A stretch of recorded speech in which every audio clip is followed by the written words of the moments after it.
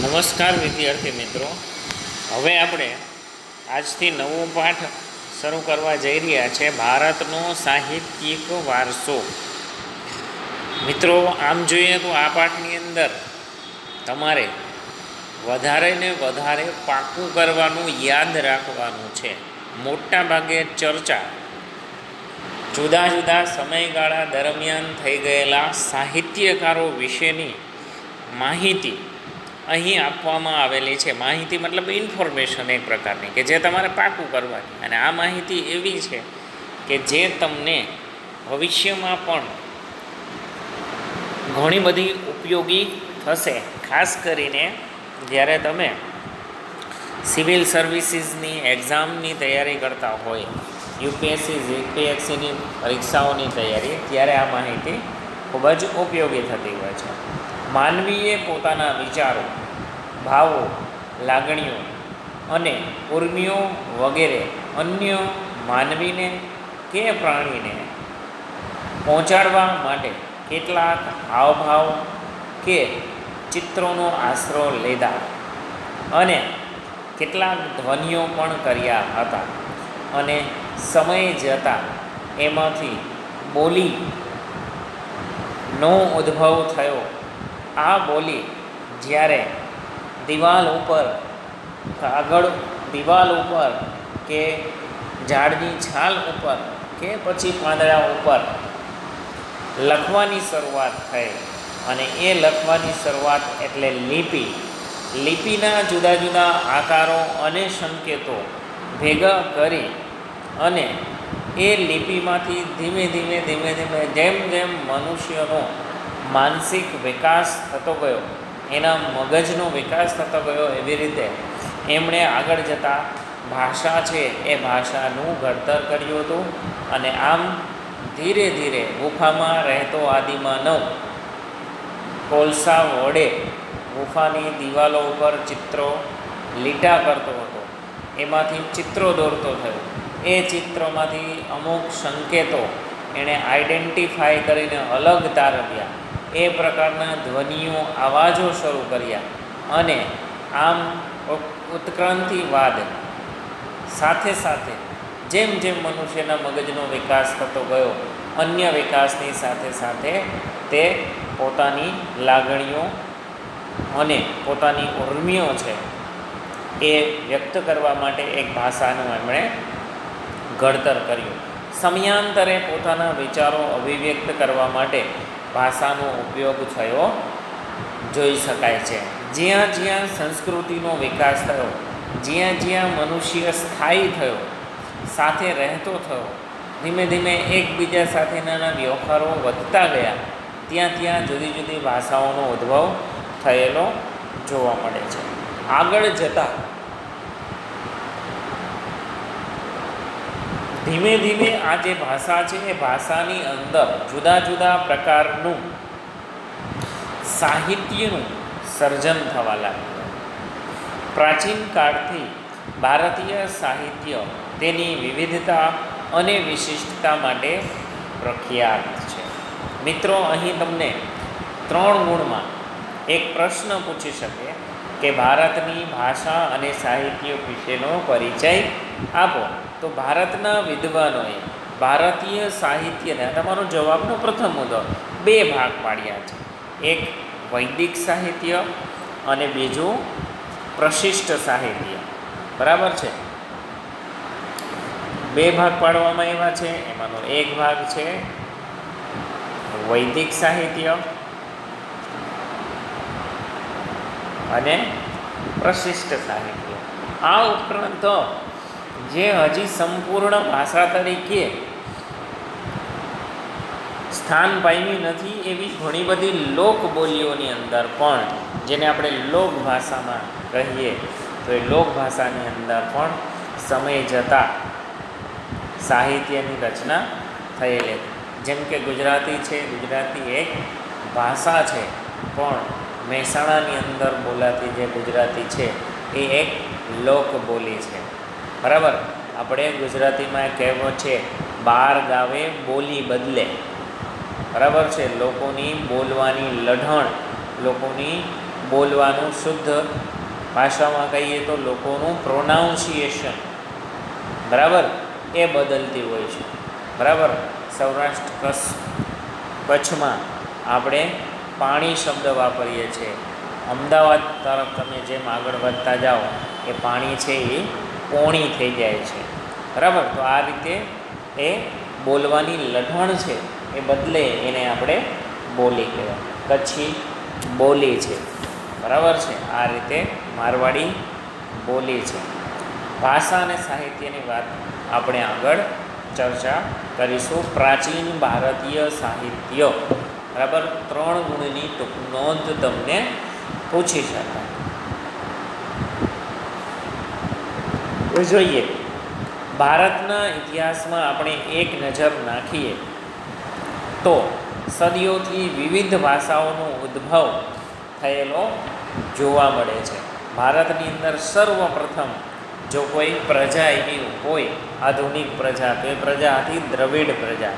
અને એ દ્રવિડ પ્રજાની પોતાની ભાષા અથવા તો દ્રવિડોએ શોધેલી ભાષા હતી તમિલ ભાષા. તમિલ ભાષામાંથી તેલુગુ, કન્નડ, મલયાલમ વગેરે ભાષાઓ છે એનો ઉદ્ભવ થયો અને બધી જ ભાષાઓની અંદર સાહિત્યની રચના થઈ. સમય જતાં ભારતમાં આર્યો આવ્યા. આર્યો સંસ્કૃતિની, બરાબર છે, મુખ્ય ભાષા હતી સંસ્કૃત.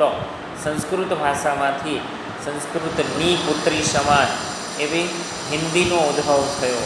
પછી એ હિન્દી ઉપરથી પંજાબી, કશ્મીરી, હરિયાણવી, ગુજરાતી આ બધી જ ભાષાઓ છે. બરાબર, પછી ભોજપુરી હોય, મારવાડી હોય કે અવધી ભાષાઓ, એ બધી ભાષાઓનો ઉદ્ભવ જોવા મળે છે. હવે જોઈએ, સદીઓથી વિવિધ ભાષાઓનો ઉદ્ભવ થયેલો ભારતમાં જોવા મળે છે અને આ ભાષાએ એકબીજા ઉપર સારો એવો પ્રભાવ પણ પાડ્યો છે અને ઘણી બધી અસરો પણ કરેલી જોવા મળે છે. તેથી ભાષાઓનો સમૃદ્ધ સાહિત્યમાં પરિવર્તન આવ્યું. પરિણામે નવી નવી ભાષાઓ અને નવા નવા સાહિત્યનું સર્જન ભારતમાં થવા લાગ્યું હતું અને તેનું ઉત્તમ ઉદાહરણ છે એ છે સંસ્કૃત ભાષા. વર્તમાન સમયની અંદર ભલે સંસ્કૃત ભાષાનો ઉપયોગ ઓછો થયો છે, પણ એમ છતાં પણ આપણું પ્રાચીન સમયનું તમામ સાહિત્ય સંસ્કૃત ભાષાની અંદર રહેલું જોવા મળે છે. તેમ છતાં પણ સંસ્કૃત આજે સંપૂર્ણપણે આપણા જીવનમાંથી દૂર થઈ નથી. સંસ્કૃત આજે પણ આપણા જીવનનો એક ભાગ છે, એક હિસ્સો છે. કારણ કે આપણી તમામ ધાર્મિક કાર્યો અને પૂજા વિધિ એ બધી જ જે છે એ સંસ્કૃતની અંદર જ આજે થતી હોય છે અને એમાં સંસ્કૃત ભાષાનો જ ઉપયોગ કરવામાં આવે છે. સામાન્ય રીતે માનવી અભિવ્યક્તિ કરવા માટે અને સામેવાળાની અભિવ્યક્તિને ઝીલવા માટે સંપૂર્ણપણે જો કોઈ શ્રેષ્ઠ તક પૂરી પાડતું હોય તો એ ભાષા જ છે. બરાબર. હવે પ્રાચીન ભારતની લિપિ હડપ્પા સમયની હતી, મતલબ કે આજથી 5000 વર્ષ પહેલાંની હતી પ્રાચીન સમયની લિપિ. બરાબર, જે આજે ઉકેલી શકાય નથી અને કચ્છના ધોળાવીરામાંથી એ લિપિના અક્ષરો મળી આવ્યા છે, પરંતુ એને આપણે હજી ઓળખી શક્યા નથી. પરંતુ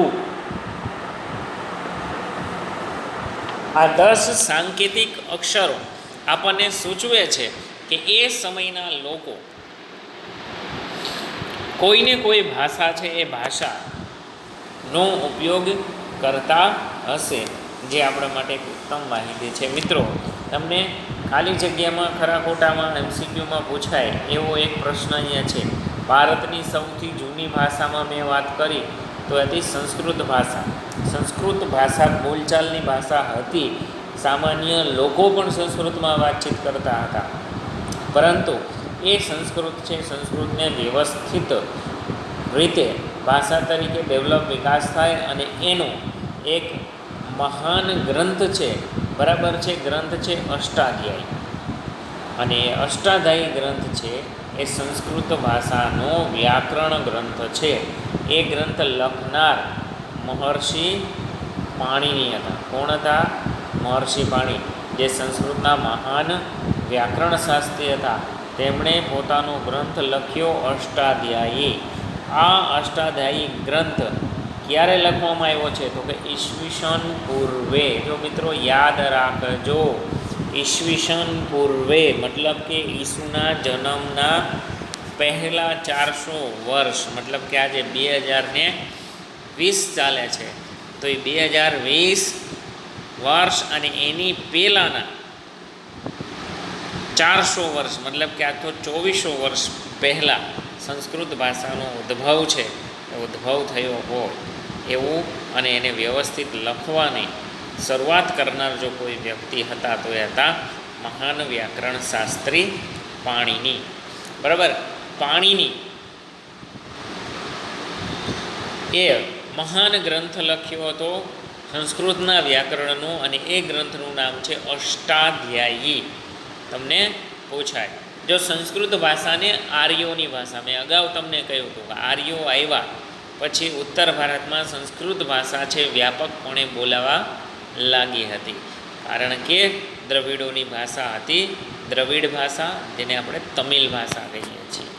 બરાબર, આપણે સંસ્કૃતને આર્યોની ભાષા તરીકે અથવા ઋષિઓની ભાષા તરીકે અથવા તો વિદ્વાનોની ભાષા તરીકે પણ ઓળખીએ છીએ, કારણ કે પ્રાચીન સમયનું તમામ પ્રકારનું જે સાહિત્ય છે, જે વિદ્વાનોનું જે સાહિત્ય છે એ પણ સંસ્કૃતમાં જ લખવામાં આવેલું છે. અને આજના સંદર્ભની અંદર પણ સમગ્ર વિશ્વમાં સૌથી વધુ વ્યાપક, સૌથી વધુ સર્વ સ્વીકૃત જો કોઈ ભાષા હોય, ખાસ કરીને કમ્પ્યુટરના ક્ષેત્રની અંદર, તો એ છે સંસ્કૃત ભાષા.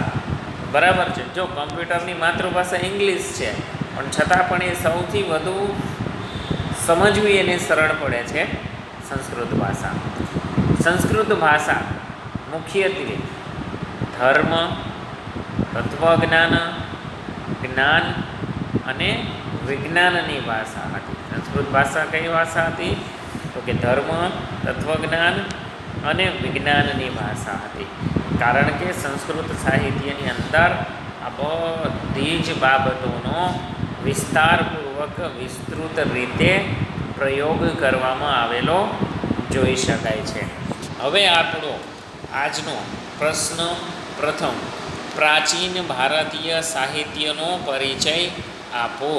બરાબર છે, આ પછીના આપણે વિડીયો લેક્ચરની અંદર આપણે આ જોઈશું.